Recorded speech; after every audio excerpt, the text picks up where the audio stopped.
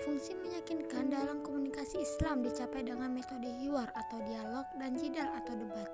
Hiwar dilakukan dengan santai, saling menyampaikan pendapat dengan tenang dan berujung suatu kesepakatan ide bersama atau salah satu ide yang lebih baik. Adapun jidal biasanya lebih seru, kadang sampai panas dan kuat dengan idenya masing-masing. Orang-orang yang menyampaikan ide cemerlang dengan alasan dan logika yang kuat biasanya menjadi pemenang. Fungsi meyakinkan A. Mengukuhkan sikap, nilai, dan kepercayaan adalah sukar bagi pihak untuk mengukur orang dari sikap tertentu ke sikap yang lain, dan media dengan semua sumber daya dan kekuatan yang ada pada mereka. Tidak terkecuali, lebih sering media mengukuhkan atau membuat kepercayaan, sikap, nilai, dan opini kita menjadi lebih kuat. B. Mengubah sikap. Media akan mengubah sementara orang yang tidak memihak dalam suatu masalah tertentu. Jadi, mereka yang terjepit di antara orang yang mempunyai ideologi tertentu akan tersesat ke salah satu ideologi karena pengaruh media. C. Menggerakkan. Dari sudut pengiklan, fungsi terpenting dari media adalah menggerakkan para konsumen untuk mengambil tindakan. Media berusaha mengajak para pemirsa atau pembaca untuk membeli suatu produk tertentu.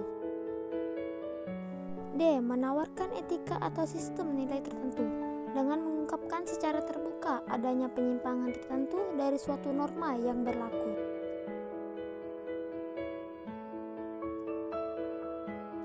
Berikut adalah contoh dari fungsi meyakinkan dari dialog Rasulullah dengan sahabat. Suatu hari Rasulullah duduk bersama para sahabatnya. Hadis ini diriwayatkan oleh Abdullah radhiyallahu anhu. Rasulullah bertanya kepada mereka, "Tahukah kalian bangkrut itu apa sih?" Mereka menjawab, "Menurut kami, bangkrut itu adalah orang yang sudah tidak ada dinar dan tidak ada lagi perhiasan, tidak ada pula lagi harta." Lalu Nabi SAW melanjutkan pembicaraannya. "Sesungguhnya bangkrut yang sebenarnya dari umatku adalah orang yang datang nanti pada hari kiamat. Dia bawa dengan sholat pahalanya, dengan pahala puasanya, dan dengan pahala zakatnya. Tetapi dia juga pernah mencaci orang, memfitnah orang, memakan harta orang yang tidak halal, menumpahkan darah orang, dan pernah memukul orang. Lalu masing-masing orang tersebut akan diminta pertanggungjawaban. Akhirnya kebaikan-kebaikan umatku ini akan dipindahkan ke orang-orang yang dizalimi itu. Yang satu dikasih kebaikannya, yang lain juga dikasih kebaikannya. Kalau sampai kebaikannya habis sebelum semuanya terjadi, saling meminta, saling menuntut, maka kesalahan orang itu akan dipindahkan kepadanya. Lalu menumpuklah kesalahan itu kepada orang yang tadinya berbuat baik, tapi banyak menzalimi orang. Akhirnya dia bangkrut dan dilemparkan ke api neraka. Itulah bangkrut yang sebenarnya," kata Rasulullah SAW. Dari dialog tersebut terpenuhi 3 unsur meyakinkan sekaligus. 1. Rasulullah adalah terpercaya dan apa yang keluar dari lisan beliau adalah kebenaran.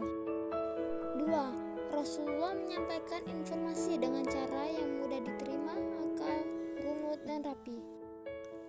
3. Bisa menyentuh perasaan orang yang diajak dialog tentang kebangkrutan yang sebenarnya. Itulah contoh fungsi meyakinkan yang saya ambil dari dialog Rasulullah dengan sahabat.